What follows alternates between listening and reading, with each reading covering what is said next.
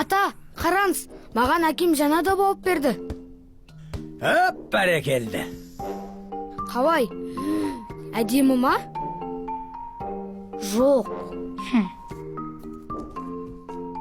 Ұнамады ма? Жарайды. Ата, мен достарыма кеттім. Жарайды, балам. Қас қарайғанша жүріп қалма.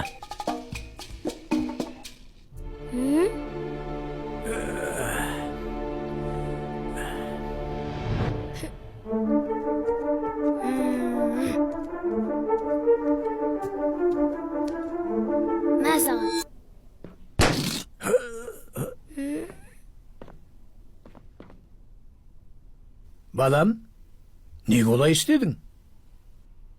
Ағаңның добын қызғанып қалдың ба? Ондай сезім бәрінде болады.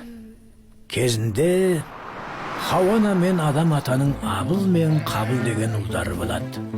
Дәл ағаң екеуің секілді. Абыл мал бағу мен Қабыл егіншілікпен айналысады.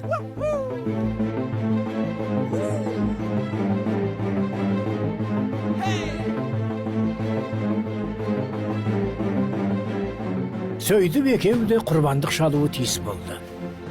Сол сәтте Абыл құрбандыққа садақа деп ең семіз қойын әкелсе,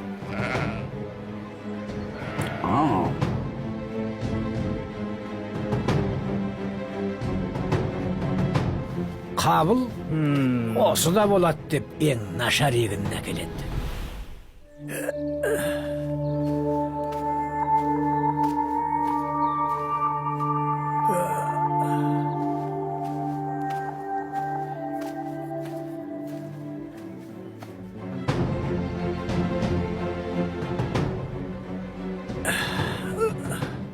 Ол заманда Алланың құрбандықты қабыл ететіндігінің белгісі ретінде аспаннан от түсіп жандырып жіберетін еді. Қабылдың еті күйіп, оның садақасы қабыл болды да, ал Қабылдікі қабыл болмапты. Бұдан кейін бауырын көре алмаған Қабылды ашу керней бастайды.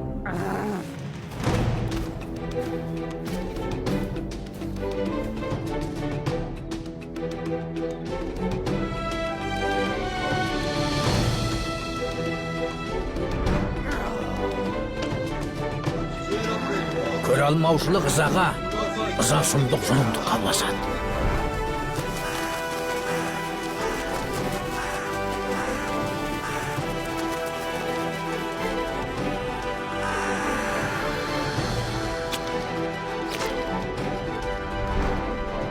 Қатты ашуға берілген Қабыл ақыр соңында бейкүнә бауырының түбіне жетеді.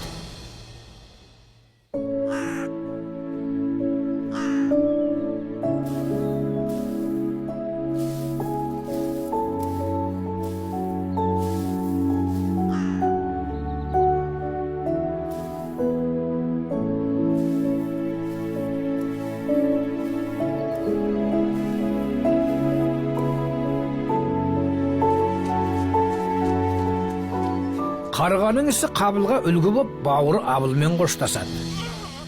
Міне, бұндай қызғанышты уақытында тоқтатпасаң, жүрегіңді жаулап алады, балам. Сөйтіп орны толмас өкінішке ұрындырады. Інім, қайтасың? Бер кеш. Саған тосын сыйым бар. Футболдан саған не жеңіп келгенімді қара. Міне, мынау саған. Ауанау доппен екеміз бірге ойнаймыз, е? Бәрекелді.